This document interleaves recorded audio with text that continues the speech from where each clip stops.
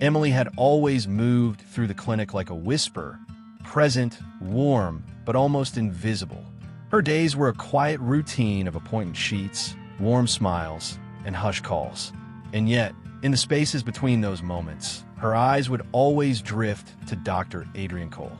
Not in a way that interrupted life, but in a way that reminded her that even the smallest moments can hold something sacred. In those stolen glances, she built an entire world around a man who didn't even know he'd become the center of hers. She watched him with a gentle admiration that never asked for attention. The way he comforted crying children, how he never rushed the elderly, and the softness in his voice when delivering hard news. Those were things she memorized. To Emily, Adrian wasn't just a doctor. He was the embodiment of kindness in human form. And while her lips remained closed, her heart grew louder every day. It's strange how love can bloom in silence, as if hoping someone might hear without a single word spoken. When she heard he was leaving, something in her broke open. She had rehearsed her confession 100 times in the dark, whispering into pillows, lips trembling with fear. And yet, when the day came, she found herself standing at the bus station in the cold, breath fogging in the morning air, and voice barely louder than a breeze. "I love you," she said, her words hanging between them like fragile glass. He looked at her, not surprised, but stunned by the weight of her courage. Adrian's response wasn't cruel, but it wasn't what she needed. A simple "thank you," followed by a nod and a step onto the bus. No promises, no lies, just a quiet goodbye from a man who wasn't ready to receive what she had carried for so long. As the bus pulled away, her body stayed still, but her soul collapsed inward. This wasn't just rejection. It was the unraveling of a real story she'd written silently for months. In that moment, she didn't cry. The tears came later, when no one could see, behind the clinic desk or in the grocery line. The kind of grief is soft but deep. It doesn't scream, it sinks. It's the kind of pain that lives in your chest like a weight, pushing you down when you try to smile. Still, there was something pure about it. This wasn't a love built on fantasy. It was a touching story of courage, quiet and sincere. She didn't regret telling him. Even as the cold stung her fingers and her voice trembled back into silence, she knew she had done something brave. Sometimes, love isn't about getting what you want. It's about standing in your truth, even if it breaks your heart. And maybe that honesty, though painful, was the beginning of something she hadn't yet imagined. Maybe, just maybe, her story wasn't over.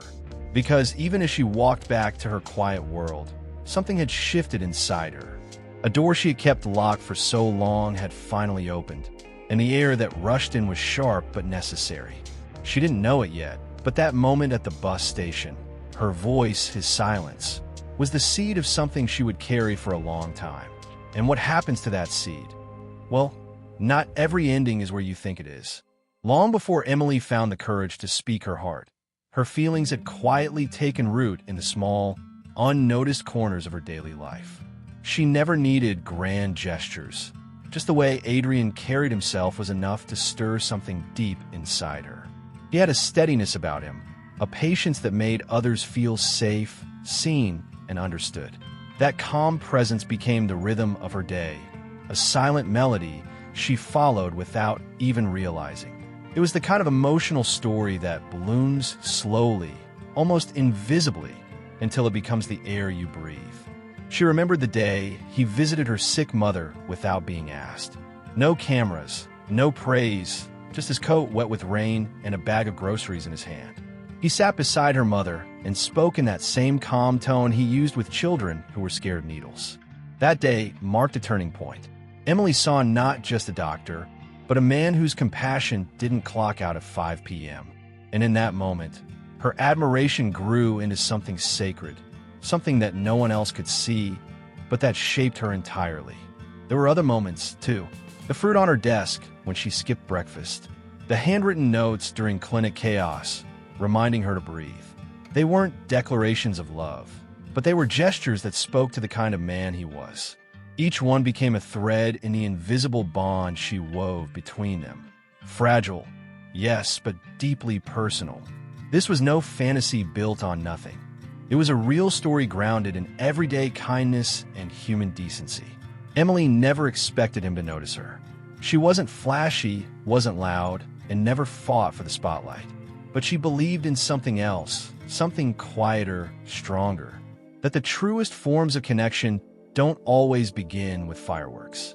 Sometimes, they begin with shared glances and silence, with hands brushing while reaching for the same pen, with conversations that live only in the spaces between words.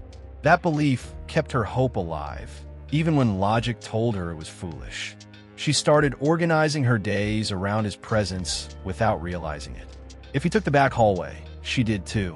If he worked late, she stayed just a little longer. Not to force anything, but because being near him gave her peace.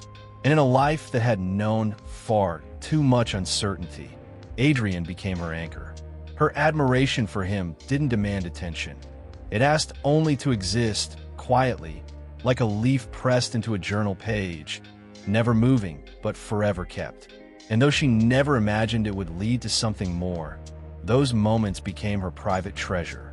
She wrote about them in her notebook at night, not as fantasy, but as gratitude.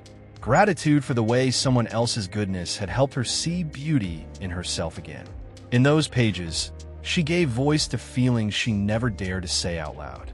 A touching story unfolded, one that belonged to her alone, even if the world never knew. But the heart has a strange way of storing hope, even when logic has cleared the shelves. As Emily continued her quiet routines, those feelings didn't fade, they settled. They became a part of her, stitched into the fabric of her life, waiting for something, anything, that might one day change the course of their silent dance. After Adrian's departure, the clinic felt different. The air was still, the rooms too quiet, and the hallways echoing with a kind of absence that couldn't be filled.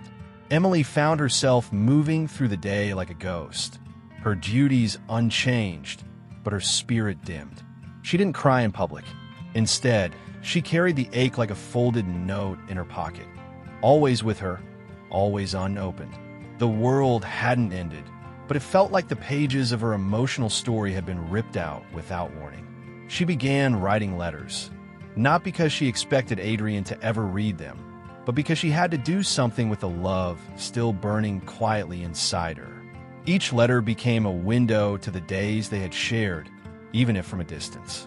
She'd write about the way he smiled at elderly patients, or how he once tripped on a carpet and laughed so hard that even the most stressed nurse joined in. These memories weren't just stories.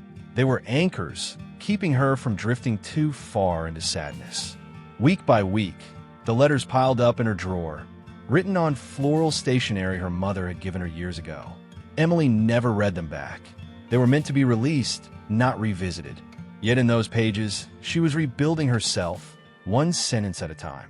She was rediscovering her voice, reclaiming her emotions, and learning that unspoken love still had value. These weren't desperate cries for attention. They were quiet affirmations that her feelings were real, even if not returned.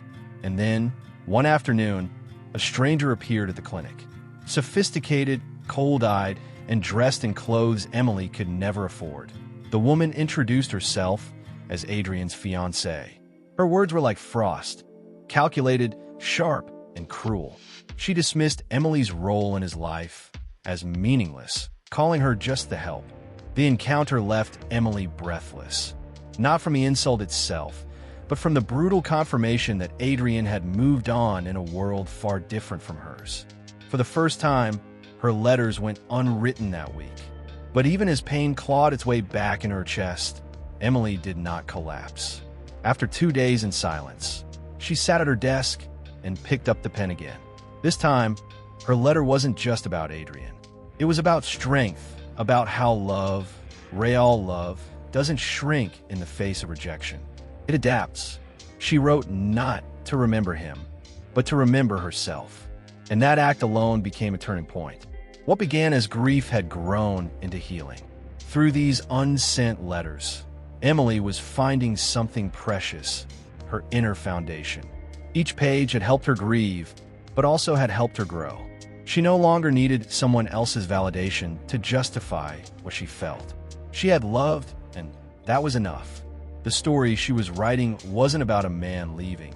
It was about a woman learning to stay with herself. It was a real story unfolding in ink and resilience.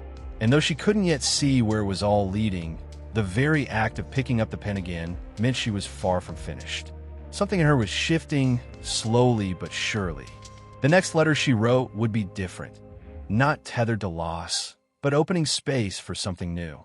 The silence in Emily's world had become familiar, but not comfortable. She had grown weary of waiting, of circling the same memories like a moth to flame. One evening, while helping her mother sort through old photo albums, something changed. Her mother looked at her with both tenderness and firmness and said, "You can love someone and still walk forward." Those words didn't solve everything, but they cracked the shell she had built around herself. Emily realized she was not just grieving a person, she was grieving a version of herself she no longer wanted to be. So, she did something bold. She applied for the local health worker program, something she had thought about for years but never dared to pursue. The acceptance letter came a week later, tucked between utility bills and coupons. It felt like a sign. Emily stepped into the classroom with shaking hands but clear eyes. Every evening after work, she dove into anatomy books and patient care manuals, and with each passing day, her mind began to stretch in directions untouched by sorrow. Her days were no longer measured by absence, but by progress. As she visited patients in rural homes and community centers, she started to understand something deeper about herself. She wasn't broken, just paused. And now, she was in motion. The same compassion she had admired in Adrian was now blooming in her. A woman who once wrote letters in the dark was now standing in front of sick families, organizing medication, offering comfort, and leading health education talks. The transition wasn't loud, but it was unmistakable. A new touching story was unfolding, one where she was the one making the impact. People in the town began to notice the change. "You've grown," one patient told her. "Not taller, just stronger." Emily smiled, knowing that kind of strength isn't earned through ease, but through facing the storm and still choosing to stand. She no longer waited by the window for someone to come back. She looked out at the world and asked what more she could give. And in giving, she started receiving something more valuable than any returned affection: self-worth. This new chapter didn't erase Adrian from her memory, but it reframed him. He was no longer the center of her story, just a meaningful chapter. What once felt like the end now felt like the middle, like the hinge between who she had been and who she was becoming. Emily began to feel proud, not just of her certifications or the thanks she received, but of the quiet decision she had made to rebuild instead of retreat. It was a victory no one else needed to see to be real. There were still nights when she thought about him. Of course there were. Healing doesn't mean forgetting. It means learning how to carry the memory differently. But even in those moments, there was no bitterness. Only a soft understanding that she had grown beyond the girl who whispered her feelings at a bus station. She had become a woman who used her voice to change lives, not just her own. And as she returned from a long day of work one rainy afternoon, setting her umbrella by the door, something in the wind hinted that her story was not quite done. There are moments when the past doesn't stay buried. And sometimes when it returns, it's not to haunt you, but to find a version of you it was always meant to meet. The town hadn't seen a limousine in years. So when one appeared, gliding silently down the main road like a foreign creature, people stopped what they were doing. Shopkeepers peeked from their windows, children pointed, and old men whispered. Emily didn't notice it at first. She was busy organizing supplies at the community center. But something shifted in the room, like a breeze that carries memory with it. When she stepped outside, umbrella in hand, her heart paused before her feet did. Standing near the car, drenched but unbothered by the rain, was Adrian. Not the polished doctor she once knew, but someone quieter. His posture was humble, eyes searching, hands holding a small wooden box. The tailored suits and clinical sharpness were gone. He looked like a man who had walked through storms of his own. Their eyes met, and in that instant, time crumbled. The street noise faded, the whispers drowned, and all that remained was the unspoken recognition between two people who had changed. Adrian didn't begin with apologies. Instead, he spoke with truth about why he left, what he feared, and what he'd learned. He confessed that it took distance to realize where peace had once lived. He had tried to build a life that made sense on paper, but no blueprint had quieted the ache in his chest. His fiancée, his career, all had faded in meaning when compared to the real story of a quiet girl in a clinic who had once whispered, "I love you," without expecting anything in return. The townspeople watched from doorways and windows, unsure if they were witnessing a reunion or a reckoning. But Emily didn't care about the eyes on them. She listened, not with hope, but with clarity. This wasn't about reliving the past. It was about honoring it. And when Adrian opened the box, revealing a silver ring engraved with the words, "You made me stay," the rain masked her tears, but not the tremble in her breath. It wasn't flashy or loud. It was sincere, grounded, earned. She could have said no. She had built something solid without him. But in that moment, she saw not the man who left, but the one who had finally arrived. Not to rescue her, but to stand beside the woman she had become. And in that space between what was and what could be, she said yes. Not just to him, but to everything they had learned in their time apart. This wasn't a second chance. It was a new beginning born from healed wounds. The townspeople cheered softly, some clapping, others crying. But for Emily, the world remained quiet, centered only on the sound of his voice and the feel of that ring in her hand. It wasn't about a limousine or silver promises. It was about someone who had returned, not with grandeur, but with understanding. It was a touching story, written not in bold declarations, but in the slow, steady return of trust. And as they walked side by side through the rain, neither knowing what came next, but both willing to find out, a thought flickered in Emily's mind like a candle just lit. Perhaps love wasn't about how someone arrives, but about how they stay. And sometimes, the greatest stories aren't finished where you think they are. They're waiting just past the next turn. 1 year after Adrian's quiet return, the town gathered under the shade of an old willow tree, one that had stood for generations, its branches reaching out like arms welcoming every season. It was the same tree near the clinic, the one Emily used to sit under during lunch breaks, daydreaming with a sandwich in hand. No one imagined then that it would become the backdrop for a wedding that felt less like a ceremony and more like a circle closing. The moment wasn't extravagant, but it was deeply sacred, the kind of emotional story that doesn't need an audience to be unforgettable. Emily wore a simple lace dress. No veil, no sequins, no grand entrance. She looked radiant, not because of glamour, but because of peace. Her hands didn't shake as they once had. Her heart didn't whisper doubts anymore. Adrian stood beneath the willow with a flower from her mother's garden in his lapel, eyes fixed on her as if she were the only person left in the world. His presence wasn't a promise of perfection, but of presence itself. Constant, honest, real. The guests weren't celebrities or politicians. They were neighbors, patients, and friends. People who had witnessed their journey, who had seen Emily grow, fall, rise again. Each smile in the crowd carried a memory. Some had watched Adrian carry groceries for the elderly.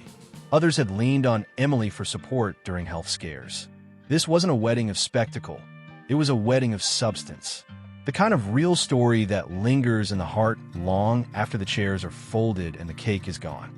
Her mother gave a blessing that silenced even the wind. With a hand pressed to her chest, she said, "You didn't choose the richest man. You chose the one who gave you peace." And that was it, the essence of everything. Emily hadn't settled. She had risen.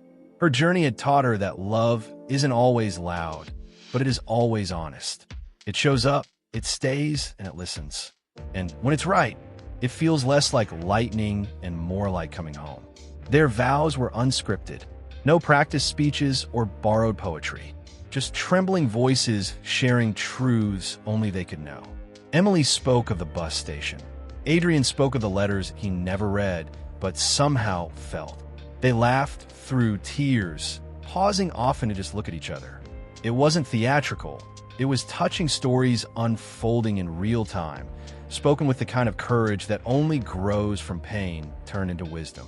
As the sun dipped behind the hills, the willow's branches swayed gently above them. Children played in the grass, elders wiped their eyes, and the scent of wildflowers filled the air. There were no fireworks, but the light in Emily's eyes was brighter than anything a night sky could offer. This wasn't just a wedding, it was a testament. A reminder that the best love stories are rarely rushed, rarely perfect, but always earned. And as the final notes of music faded into the breeze, Adrian leaned in and whispered something only she could hear. Her laugh echoed softly, and her hand squeezed his. Whatever had once felt broken was now whole. But even then, something told Emily this wasn't the end. It was simply the start of a new chapter, one that would carry them through seasons yet to come. And now I want to ask you, have you ever loved someone in silence, hoping they'd one day see you? Would you have found the courage to confess, knowing they might leave without looking back? Or maybe you've been the one who left, only to realize the heart you needed was the one you walked away from. Drop your thoughts in the comments. I really want to hear your side of this. Was Emily foolish or fearless? Did Adrian deserve a second chance? If this emotional story touched your heart the way it touched mine, don't forget to hit that like button. It helps this video reach more people who need to hear it. And of course, subscribe to the channel and turn on the notifications so you don't miss the next real story we bring to life. More touching stories are just around the corner, and I promise the next one might be even more powerful than this.